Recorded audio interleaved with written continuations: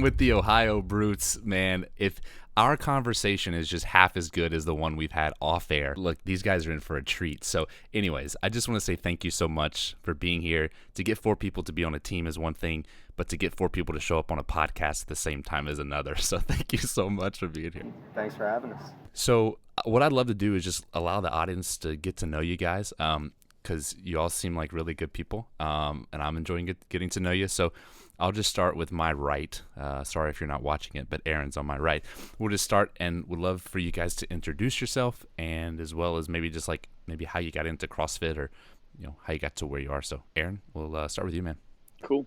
Aaron Nisley here. I got into CrossFit about 8 years ago. I played sports my entire life, and when that came to an end after college, I was kind of left with a big competitive void.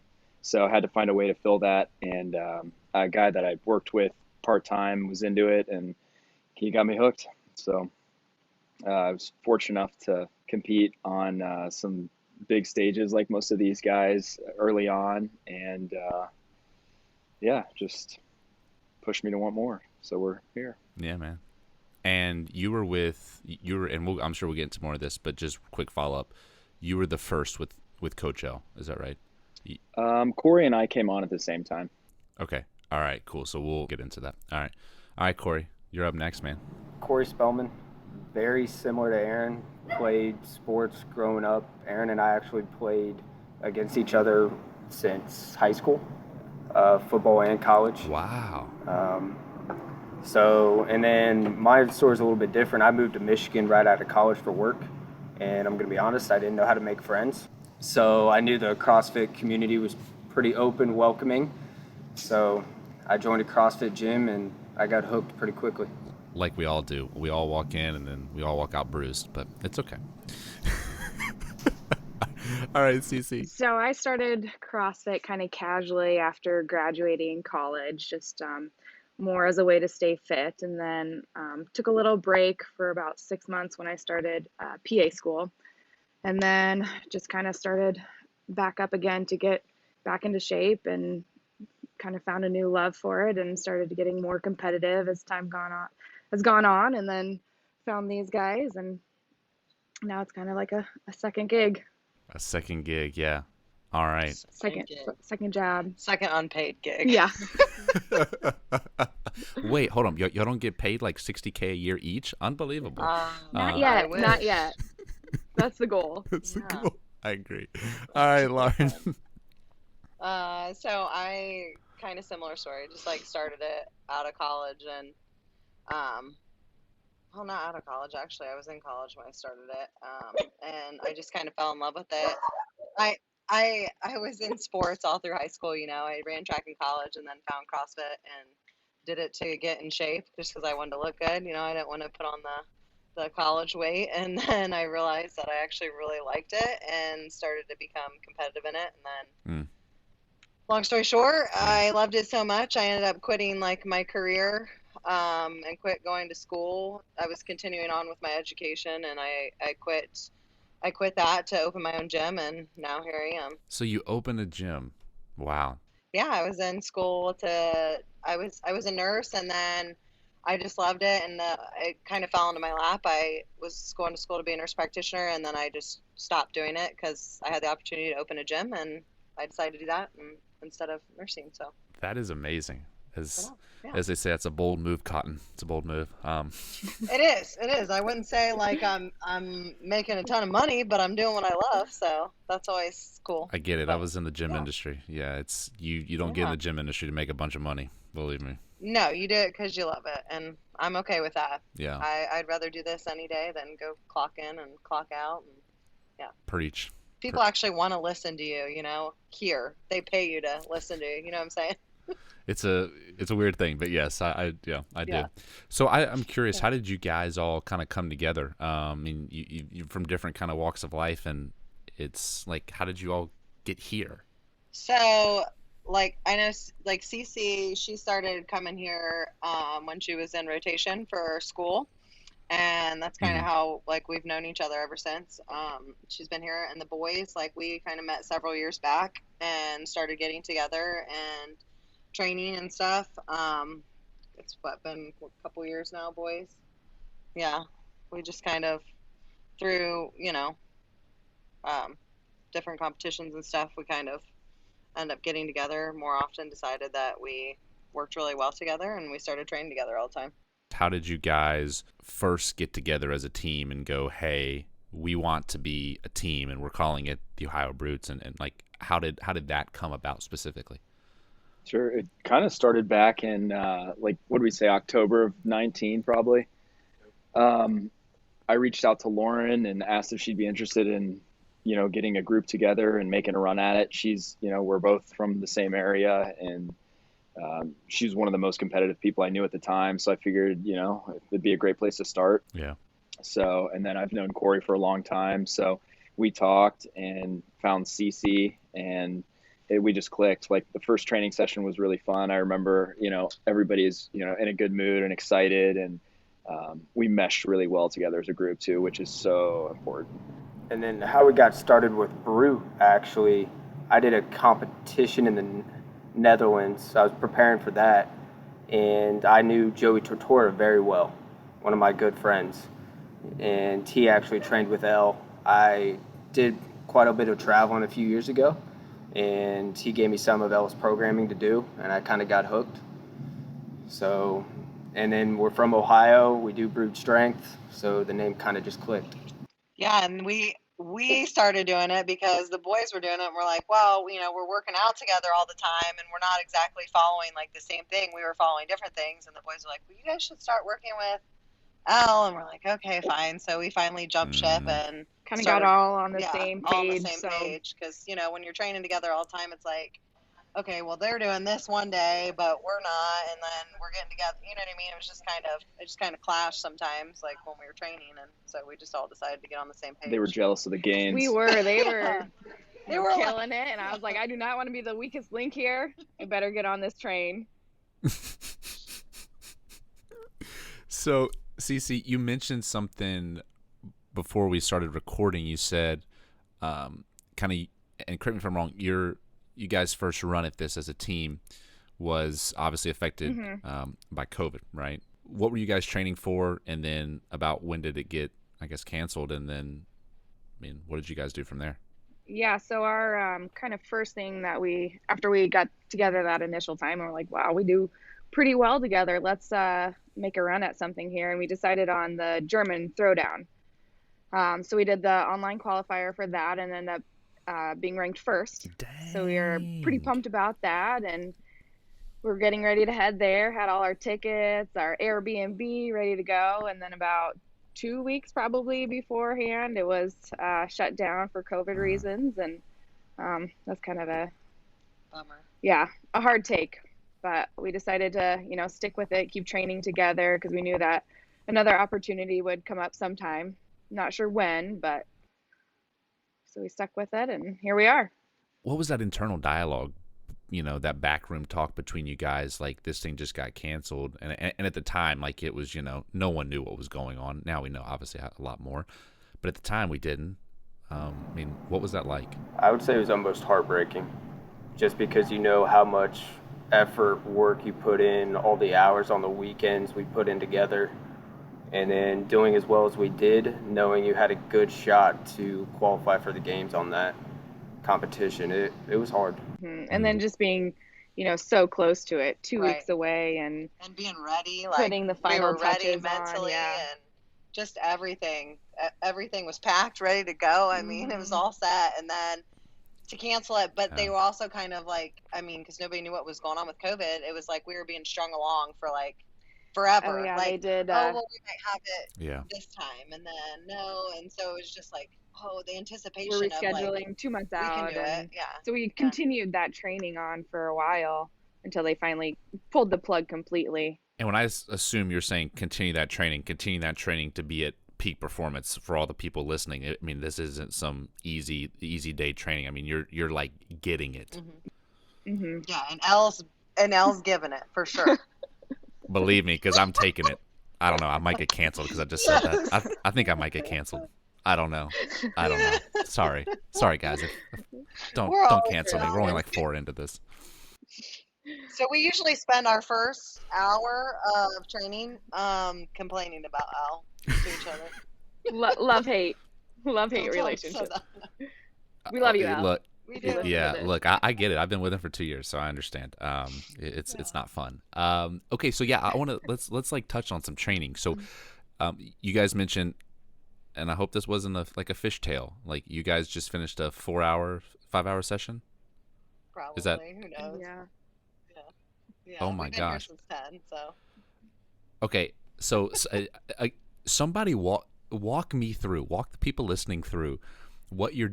I mean, like, are you guys training individually? Like, do you train individual weaknesses? Do you not care about those? Is it just like, hey, we just want to be the best teammate? Like, explain that to me. How does team training work? Well, so he usually programs, like, it's team oriented stuff, a lot of synchro stuff, a lot of worm stuff. And Okay. we usually, like, whenever we're training together as a team, that's what we're doing is that kind of training. The individual stuff is more so when we're not all at the gym at the same time together. So, but yeah, we're typically Okay. working synchronized stuff, male female pairs. Sometimes, like today, it was all of us working together. It just depends, but it's all team oriented stuff when we're together. And then he kind of has us do more individual weaknesses when we're not all able to be at the gym at the same time. All right. So who wants to take this question? Because I want to get into like the the nitty gritty of like, okay, your heart rate's at 175. Because look, I just know myself. When I'm working out, and I work out alone. When I'm working out alone, and my wife is trying to talk to me, I'm like, if you try to talk to me right now, I'm gonna have a right. So I can't imagine someone that's also feeling that way talking to another person feeling that way. It just seems like it gets out of control. So explain to me how do you communicate? I'm fascinated by this. You should write a book for all married couples, by the way. Free plug. I don't know. Don't you guys feel? I I feel like we've worked together long enough. We kind of sense each other, and we feel like body language. We can tell, and a lot of it's kind of just like just watching each other, and I don't know, just being with each other so much. We've kind of picked up on each other enough that we don't even have to really say things most of the time. But and honestly, I think that's one of our biggest strengths as a team is yeah, our verbal communication and our nonverbal communication. We just work really well together. And I can probably not think of any times where Yeah. there's been like a high tension time where people are at each other's throat. We just are very encouraging and work really well together. And I think part of that goes to we hang out outside of the gym too quite a bit. So we get along very well just in day-to-day activities, nights out, different events. So I think that helps us tremendously as a team going into a competition. These people are all super reliable too, like on a competition level. I know that nobody wants to be the one to give up, and none of these guys are ever going to quit on you. So it's another nice thing that kind of helps feed and push it. Yeah. And we are all, I mean, we have different strengths and weaknesses, and we're able to build off each other and kind of make up for where one person is lacking and kind of feel how the other person is feeling during the workout. And if one person's struggling, we know that it's not for a lack of effort. Mm. We know that they're giving their 100%. So it's just encouragement from the other people. I'm curious. We talked off air real quick. We said who's the team mom, and y'all all said the same person. Warren. it's because I always got snacks. That's why. Lauren's the snack lady. I was gonna ask what makes her. Yeah, exactly. What makes her the team mom? So is it because you guys were all drinking like Capri Suns, and you had your Teddy Grahams? I'm always like, do you guys want some gummy bears or organic? And I have rice cakes or this or that. I'm always like, I've got all kinds of food. What do you want? I love it. I'm so always down to much. feed everybody. Oh. For sure, that's Lauren. Yeah. I probably overpack everything. My husband says we just need to buy an RV to travel. That way I have everything, even the kitchen sink. So I think it's a great idea too. All right, so we got that out of the way. Now I want to know who's the alpha on the team. I think we've got 4 of those. Yeah, I Yeah. think we got. We did actually. So Coach L gave us a task of determining a captain. And so we did pick Aaron, very level-headed, strong athlete. And Yeah, but I said we had a really hard time because we all on a serious note, we all like step up to the occasion. It just depends on what it is. You know what I mean? So each workout for us typically is different. It might be Cece that steps up and says, all right, guys, let's go. 3, 2, 1, pick up the bar, pick up the worm, whatever. It might be me on the next one, or Aaron or Corey. It's just like we rise to the occasion, and it just kind of naturally happens on its own. Whoever's the captain of that work, like that particular workout. But I think Aaron's the most level-headed. That's kind of why we decided. And we also thought, it comes down to who would rock the best mullet, and I think Aaron just hands down won that, so we went with him. By default. By default. I mean, it's just clearly obvious. We told Elle, it was like, I think we picked a captain. It's going to be Aaron. And I said we had a really hard time deciding, but the deciding factor was who would have the best mullet, and clearly the choice was obvious, so Aaron won.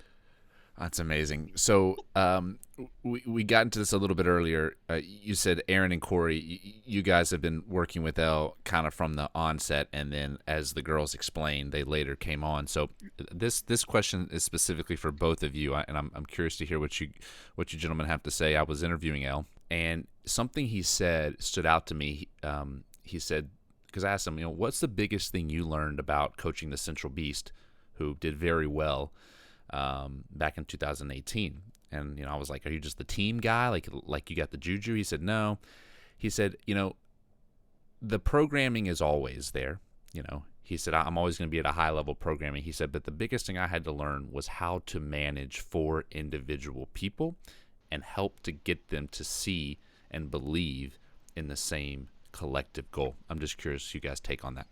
Yeah, I mean, we had a conversation with Elle, when we first started training as a group, and he kind of, made us understand that we all have our place on the team. So, Lauren and I are here for heavier barbells and work like that. And Corey and Cece are going to dominate gymnastic, anything, but I think it's really important that we all see that and kind of,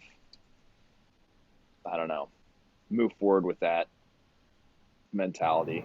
And I also think it's just that constant communication Elle has with us, whether it's individual throughout the week, how we're feeling, what hurts, how we did on a workout, and then actually on our team session feedback as well. So I think that constant communication with Elle helps out quite a bit as well. So ladies, as you all came on in the club, were invited into the clubhouse with the boys, right? How was that transition? Because I've been around enough elite performers, whether it's in the athletic world or whether it's in the business world. Those people typically don't just like interchange circles. Like they have a very tight, closed circle. So I'm curious, as you ladies came on, how did that integration work, with you two? I mean, I feel like, so the boys were getting all of their programming through Elle from the beginning. And then when we would train as a team a couple times a week, we would obviously have his training because he would program the team training. Yeah. So we were kind of lightly introduced to it. But then when we came on full time and he was programming all of our sections, it was real eye-opening of like what it really takes to be this elite of an athlete. Like you program stuff and we're like, wait, what? This isn't possible. Like going from just doing like class workouts and then just some. Are you guys doing this? Like what? Going from doing just like class workouts and supplementing, extra stuff. Like, hey, I feel like I need to work on this a little bit. To having a program that's specific for you and your weaknesses and where you need to be to contribute to the team was like, whoa, this is a lot, but it was really good. And it's shown, definitely. So fill me in on this unrealistic type of session that you're, do you want to go down this road? Yes. Don't get Lauren started. Don't get me started. I think I've convinced myself that Al probably doesn't want to talk to me on the phone anymore because he's probably like, oh, Lord have mercy, does this girl ever shut up? Like, we'll literally pull up programming. This is what I mean when we talk for like an hour before we get started half the time, because literally the first hour we sit down and we're like, dude, did Al make you do this? oh my God, you know what he made me do? He made me do this. And I was like, there's no way I'm fit. This isn't even physically possible. He programmed this many of this in this amount of time. And I was like, there's literally no way. But the cool thing is that Sometimes it happens, but every time we say that, we're like, this is not possible. We do it anyways, and most of the time it's possible. most of the time And it we isn't, and surprise ourselves. Yeah. This is gold. It gives us confidence to know we're better than what we think we are, you know. It definitely makes you more aware of what you're actually capable of. Because, I mean, there's some workouts that I look at that he programs, and I'm just like, how is that even going to happen? And you do it. It's nuts. And coach is good about working on mindset too. And, having, that confidence to 100%. be able to do something that was probably lacking before. How do you think he goes about that? Because I heard him a couple episodes explain how he goes about it, but I'm curious from you guys' side, the athlete side, how do you feel like he goes about it? Like giving us confidence, you mean? I think just training that mental aspect, because he and I spoke about, it's one thing, look, all elite level CrossFitters have insane amounts of strength, insane amounts of conditioning, insane amount, right? But it's that last 1% or however many percent, whatever, is really, I think we could all agree, it's between the ears. It's when you get on the competition floor. It's like managing those expectations. It's managing your confidence. It's those things. So I'm curious, in you guys' perspective, from where you stand, how do you perceive he does that? I think Al gives us, like, he is so good at knowing us and just like with us giving feedback or whatever. I feel like he gives us just enough to push our limits, but it's like we said, going into some of these things, we're like, there's no way. But he like gives us just enough that we end up completing this stuff, and where before we started, we're like, there's no way. And we end up doing it. It's like, and it's trusting him that he knows what we're capable of and just going for it. And I think every time we do surprise ourselves, workout after workout after workout, that confidence just keeps building and building and building. Momentum is a crazy thing, my friend. Obviously, you guys, spoiler alert, you guys qualified. Okay. So talk to me really briefly. How was the Open? And then let's get into, obviously what's next and what you're looking forward to as we wrap up. I think we went into the Open with, one and done mentality in order to kind of manage the burnout or the risk of burnout. You have these guys doing these workouts like 2 and 3 times when it really isn't necessary, especially this year where you really only needed to be top 10% to advance. So we all came in, did them once, moved on. The Open was a blast. We did all the workouts together. We weren't, trying to be top place, just worked on trying to get to that next level. But I think there again, with how we each performed individually, we were kind of surprised at how well we did. And that's not really our strength. We're a stronger team than we are individual athletes. So that was just kind of, let's get through this portion and get on to the quarterfinals. That's more team oriented. We use it as regular training to kind of like, it wasn't like, most people go in the Open, it's like, okay, balls to the wall, like trying to do the best they can, repeating the workout over and over to get the best score. For us, it was just like, hey, this is another day of training. Obviously you want to try and perform your best for that particular day. If it doesn't go according to plan, that's fine. We're not going to redo it. We're going to move on and take it as a learning opportunity. Our goal is to perform well at the semifinal. Make sure we, even like with the quarterfinal, it's kind of the same thing. We want to perform well, make sure we move on, but we're not going to destroy ourselves. Our goal is that semifinal and making it to the games. And even when we did do it that one time, us 4 doing it together, we're all very competitive people. So we pushed each other even though it was a one and done. The Open comes and it goes.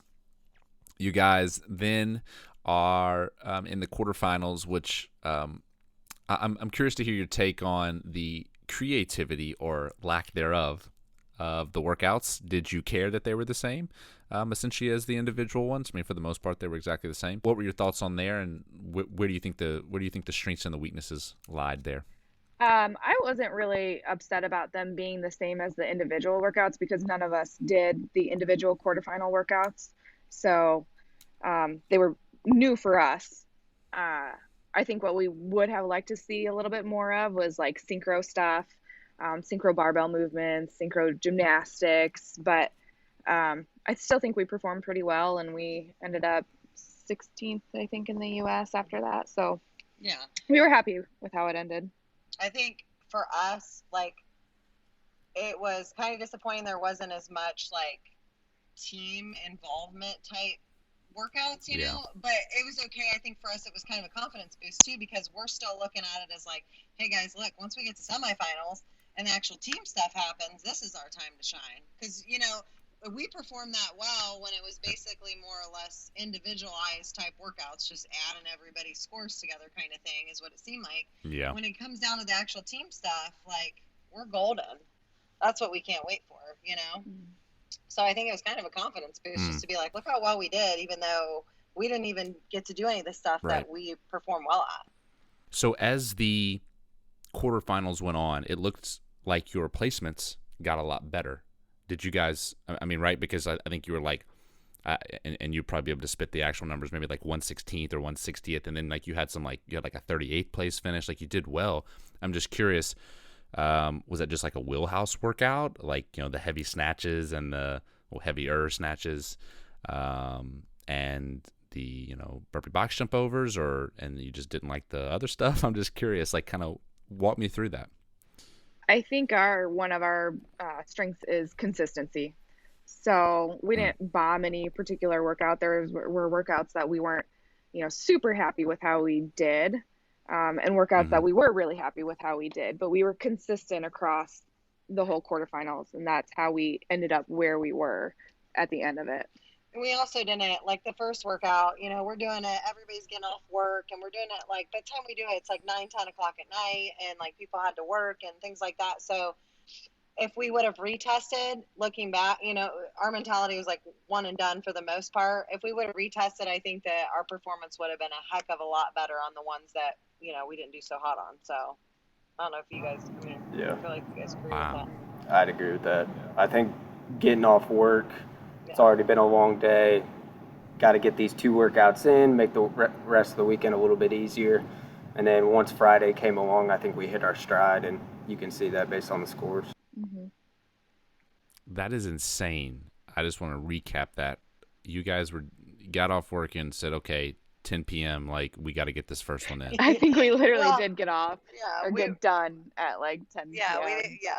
And, you know, we're exhausted, we're tired, you worked all day long, and then Wow. you come in and you got to warm up, and you're not just like warming up and let's just, you know, have this training session. We're trying to perform well. So, you know, you're taking your time, making sure you're adequately warmed up for each thing. And, you know, you're hitting a max weight, and then we did the first workout after that. And so you're just kind of like fried from the day. So, but Yeah, we wanted because to you set hit a 4 ourselves rep max front squat. right, and we wanted to set Holy ourselves cow. up for the rest of the weekend too. Like, we didn't want to be like trying to complete all Squeeze these everything in. on Friday, Saturday, or whatever. And it was a new format too. Like, you know, with the open, you've got 4 days to complete these workouts. This was, you've got from this time to this time, and your scores have to be in within that first 24 hours. So we just had to do what we had to do. That's a freaking competitor's mindset right there. Just straight up. This is what we did. This is what we had to do. This is what we did. Boom, done.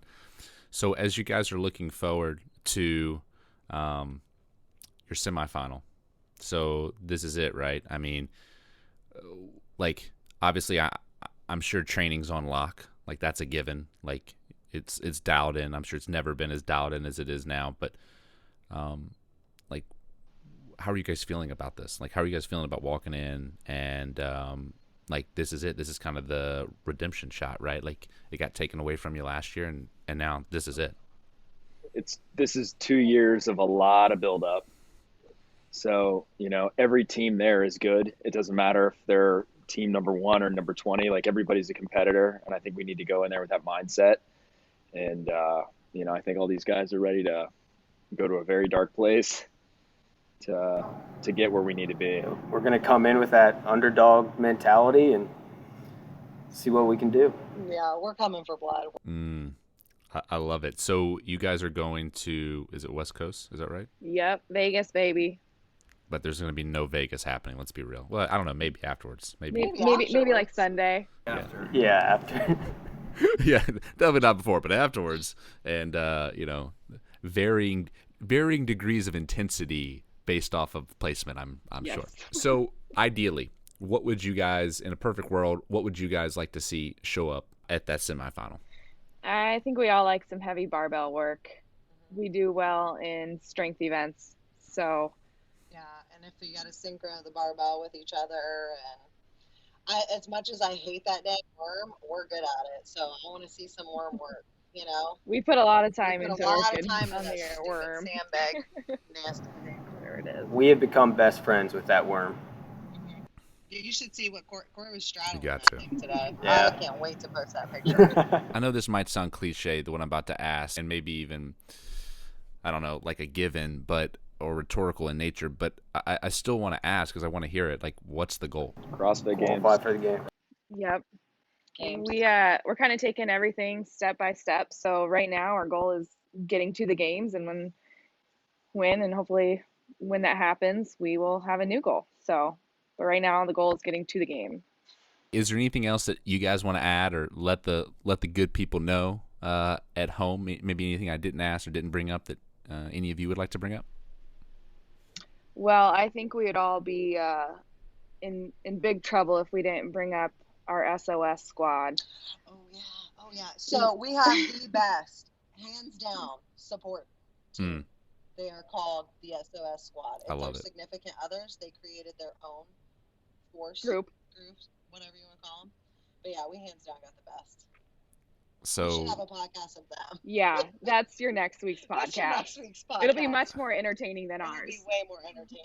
okay, so let me get this right. The SOS squad is the significant others, right? Is that right? Mm-hmm. Okay, Yeah. and Significant other squad. Yeah. significant other squad. Okay, got it. They take care of everything behind the scenes for us, so we don't have to worry about that. So it's a big help on our end. Yeah. Suffer through workouts with us and Suffer through workouts. late night sessions in the gym, and we couldn't do it without them. So We really couldn't. shout out. All right, SOS squad. Shout out to them. Anybody else? Anything else? Elle and Joey. Yeah, Elle and Joey. All right, Elle and Joey, we appreciate you. All right, well, if the good folks at home want to find out more about you guys, how can they follow you, find you? We do have an Instagram. We have it. We're kind of official, man. At Ohio Brutes. And if I know you guys were selling T-shirts, and I know that's over, but if they want to support you financially in other ways, how can they do that, Aaron?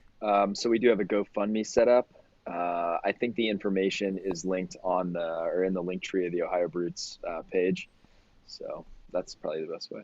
All right, and that way you can help support them going to the West Coast Classic, and then ultimately the goal, the CrossFit Games. Thank you so much for your time, seriously. And I know I started off the episode with, I know it's hard enough to get 4 people together for a training session. It's probably even harder to get 4 people together for a podcast. So I just want to say thank you so much for your time. You guys have been more than entertaining. I know they say CrossFit's an individual sport, but I don't think the teams get enough love. So I'm glad you guys could be the first team on here, because I know you're busting your ass just like those individuals are, and I don't think there's anybody that would say otherwise, especially once they've been in it. So much love and much respect for all of you, and sincerely appreciate you guys taking the time. Thank you. Thanks for having us. Thank you very much. Yeah, absolutely. All right, guys. Well, thank you for listening to this podcast, all of you. Everything that they've shared as far as their links can be found in the show notes. So if you want to go connect with them at Ohio Brutes or consider even supporting them, you can check out the show notes there. And I hope you have a great day. Thanks so much, Ohio Brutes. See you soon.